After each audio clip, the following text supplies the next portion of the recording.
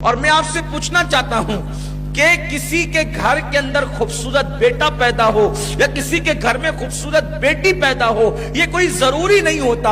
آپ خوبصورت ڈھونڈنے کا جو ماحول بنا رہے ہیں، اللہ نہ کرے اگر کوئی کم خوبصورت آپ کے گھر میں پیدا ہو جائے تو کیا آپ اس کو زندہ دفن کر دیں گے؟ آپ اس کو قتل کر دیں گے؟ آپ اس کو مار ڈالیں گے؟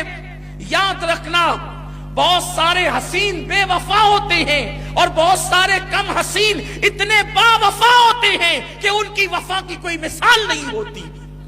لوگ صرف سفید چمڑی پہ پھسلے جا رہے ہیں۔ میں یہ نہیں کہتا کہ آپ چاند جیسے ہیں تو آپ کوئی کوئلے جیسا پسند کر لیں، یہ بھی نہیں کہتا، لیکن کم سے کم کوئی معیار تو ہو۔ سب لوگ اگر سفید چمڑی ہی پر جائیں گے تو پھر ہونا کیا ہے، کیفیت کیا ہے؟ اور یاد رکھو، سفید چمڑی نہ دیکھا کرو بلکہ اللہ اس کے رسول کی وفاداری دیکھا کرو۔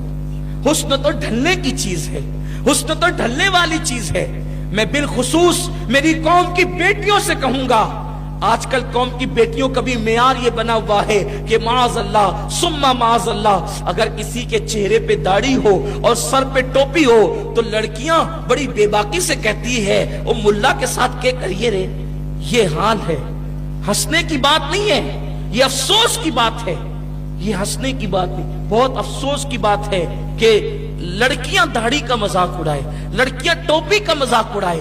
میرے پیارے آقا صلی اللہ علیہ وسلم کے پیارے دیوانوں، میں تو آپ کے سامنے کچھ اور عنوان پہ گفتگو کرنا چاہتا ہوں، لیکن ابھی میں نے یہ جو جملہ کہا کہ لوگوں داڑھی اور ٹوپی کا مذاق مت اڑاؤ، اور میری قوم کی بیٹیوں جو ہے وہ تم اسمارٹ کے نام پر آوارہ گردی کرنے والا تلاش مت کرو، حضور کے ساتھ بے وفائی کرنے والا تلاش مت کرو۔ ایسے میں مجھے ایک حدیث پاک یاد آ رہی ہے، جس حدیث پاک سے مجھے بے پناہ محبت ہے، وہ پیاری پیاری حدیث مجھے یاد آ رہی ہے۔ جب میں اس حدیث کو پڑھتا ہوں کتابوں کے اندر تو عجیب سی کیفیت ہو جاتی ہے۔ اللہ اکبر، میرے آقا صلی اللہ علیہ وسلم کے دیوانوں، اچھی طرح یاد رکھنا، کبھی کبھی کم خوبصورت لوگ اس منزل پر پہنچتے ہیں اور اس منزل پر پہنچاتے ہیں جہاں خوبصورت لوگوں کی رسائی نہیں ہوتی۔ اور یاد رکھنا، سفید چمڑی کو خوبصورتی کہنا یہ تو میرے بس کے باہر ہے۔ میں سفید چمڑی کو خوبصورتی مانتا ہی نہیں ہوں، صرف سفید چمڑی کو خوبصورتی نہیں مانتا، کیونکہ ابو لہب کی چمڑی بڑی سفید تھی، لیکن اللہ اکبر اس کے بارے میں تبت یدا کہا گیا، لیکن بلال کی چمڑی سفید